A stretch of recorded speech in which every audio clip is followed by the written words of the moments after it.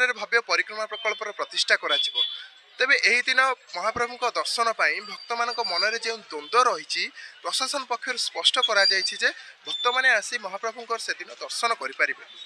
तेबे एही दिन मुख्यमंत्री आसबार जितेबाला कार्यक्रम रही एत संख्यार भक्त आसवे तेणु ट्राफिक रे किसी समस्या न होगापाई किछिटा परिवर्तन कराई। तेबे चलतु जानिबा भक्त मानकर सुविधा पाई कौन सब पार्किंग व्यवस्था करा जायछि।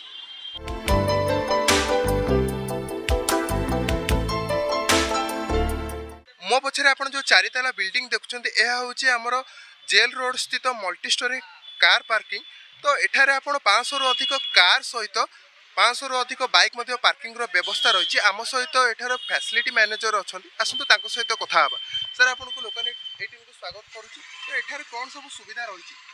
देखंतु एटा हमर एठी एटो हमें कहूछु multi level car parking. December 1 एटा इनॉग्रेशन हेतला। एठी फर्स्ट फ्लोर और सेकंड फ्लोर रे फर्स्ट फ्लोर रे 249 और सेकंड फ्लोर रे 251 500 फोर व्हीलर पार्किंग सुविधा रही। एठी ग्राउंड हमर बेसमेंट रे 500 टू व्हीलर पार्किंग व्यवस्था रही। संगे संगे हमर एठी 52 battery operated vehicle charging point होईछि। तापर एठी हमर अत्याधुनिक टॉयलेट फैसिलिटी अछि जोठी ड्राइवर हो पिलग्रिम्स हो तांक मान पई गाधेबा बाथरूम करबा सब व्यवस्था करा जाईछि।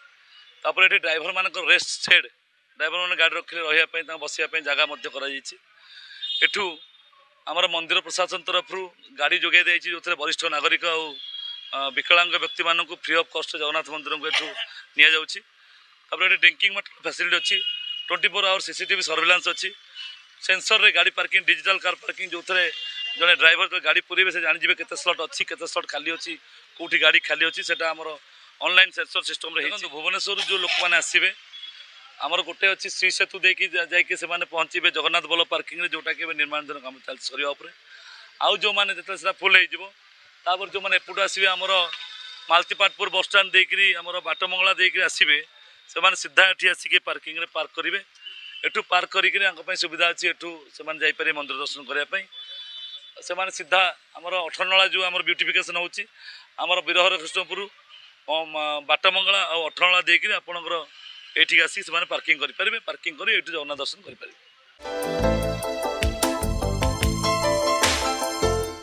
तो आम आसी पहुँचीचु से मल्टी स्टोरी पार्किंग एरिया रे देखि पारुथबे पार्किंग एरिया रे नंबर सिस्टम रही केतेटा गाड़ी आसीला को ताला रे केतेटा गाड़ी पार्किंग हैला तार नंबर एठी देखैबो एवं आपण पछर जो सेंसर लाइट देखुचंती ए सेंसर लाइट देखैबो जे को पर्टिकुलर केउ स्थान रे गाड़ी रखा जाईछि। जदी ग्रीन अछि तो तेबे से स्थानटी खाली अछि आ जितेबेले रेड जळिबो सेठी आमे जानिबा जे से स्थान रे गाड़ी अछि। तो एई भली व्यवस्था एठारे आपण माने देखिबा पई पाइबे।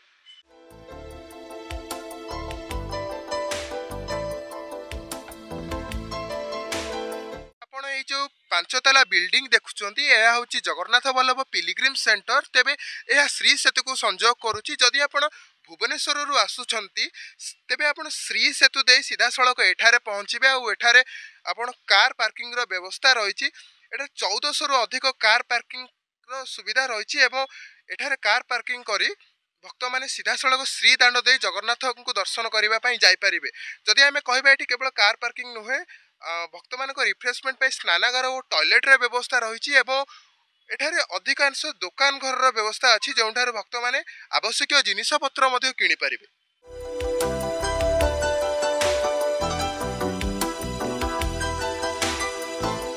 तेबे ये हूँ लाइट हाउस बेलाभूमि पाखरे थिबा यात्रिका पार्किंग एरिया जो 500 रु अधिक गाड़ी रखिबार सुविधा अच्छी।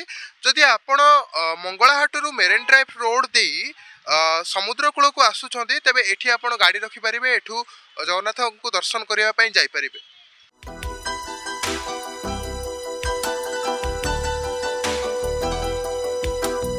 तेबे एहा थिला पुरी रो प्रमुख 3टी पार्किंग स्थल जेतबेले भक्त माने परिक्रमा प्रकल्प प्रतिष्ठा पई पुरी को आसीबे एही 3टी स्थान रे गाड़ी रखिबार सुविधा पाई पारिबे। जनवरी 17 रे भव्य परिक्रमा प्रकल्प रो प्रतिष्ठा हेबाकु जाउछि। तेबे एही प्रतिष्ठा दिवस रे जोग देबा पई राज्यर विभिन्न मंदिर रु अतिथि माननकु निमंत्रण करा जायछि। तेबे से अतिथि माननक रहिबा पई प्रशासन पक्षरु स्वतंत्र व्यवस्था करा जायछि। तेबे चलंतु देखिबा कोन सब सुविधा रहिछि। जनवरी 17 रे श्रीमंदिर परिक्रमा प्रकल्प रो प्रतिष्ठा करा जिवो। एने राज्य तथा राज्य बाहर विभिन्न मंदिर अतिथि मानक निमंत्रण करा जायछि। ସେମାନଙ୍କ ରହିବା ପାଇଁ ପୁରୀର ଧର୍ମଶାଳା ଗୁଡ଼ିକରେ କରାଯାଇଛି ସ୍ୱତନ୍ତ୍ର ବ୍ୟବସ୍ଥା। ସବୁ ପ୍ରକାର ସୁବିଧା ଅଛି ଆମର, ଯେମିତିକି ସାମ୍ନାରେ ନରେନ୍ଦ୍ର ପୋଖରୀ ରହିଲା, ଆଉ ଆମର ଏଡ଼ ବଡ଼ ବିଲ୍ଡିଂ ଅଛି, ଫ୍ୟାସିଲିଟି ପାର୍କିଂ ଅଛି, ବହୁତ ବଡ଼ ପାର୍କିଂ ଅଛି, ତଳେ ବି ଗ୍ରାଉଣ୍ଡ ଫ୍ଲୋର ଅଛି, ସେଥିରେ ପାର୍କିଂ ଅଛି। ଆଧ୍ୟାତ୍ମିକ ପରିବେଶ ଭିତରେ ରହିବେ ଅତିଥି। ବଗଲା ଧର୍ମଶାଳା, ବାଗଡ଼ିଆ ଧର୍ମଶାଳା, ଗୋଇଙ୍ଗା ଧର୍ମଶାଳା ଓ ଦୁଦୁଆଲା ଧର୍ମଶାଳାରେ ଅତିଥିମାନେ ରହିବେ, ଯାହାକି ବଡ଼ଦାଣ୍ଡ ଉପରେ ଅବସ୍ଥିତ। ବଗଲା ଧର୍ମଶାଳାରେ 24ଟି ରୁମ୍ ରହିଛି। ଆମର ଯେଭଳି ଦେଖିବେ ହବିଷ୍ୟାଳୀ ଯେମିତି କାର୍ତ୍ତିକ ମାସ ଗଲା ହବିଷ୍ୟାଳୀ ଥିଲେ, ଯାହାଫଳରେ କି ଥିଲେ ଆମର 2500 ପାଖାପାଖି ବୟସ୍କ ଯେଉଁ ବୁଢ଼ୀମାନେ ଥିଲେ ଆମର 2500 ଖଣ୍ଡେ ଥିଲେ। ତ ଏବେ ସେମିତି ତାଙ୍କର ବୁକିଂ ରହିବ ଗଭର୍ଣ୍ଣମେଣ୍ଟ, କାରଣ ସେମାନେ ରହିବେ ଯେହେତୁ ଭଲ ଇଏ ରହିବେ, ତ ସେଥିପାଇଁକା ତାଙ୍କର 1200 ବେଡ଼ ଆମର ରହୁଛି, 1200 ଲୋକ ହିଁ ରହିପାରିବେ, ତାଙ୍କର ବେଡ଼ ହିସାବରେ ଲୋକ ରହିବେ।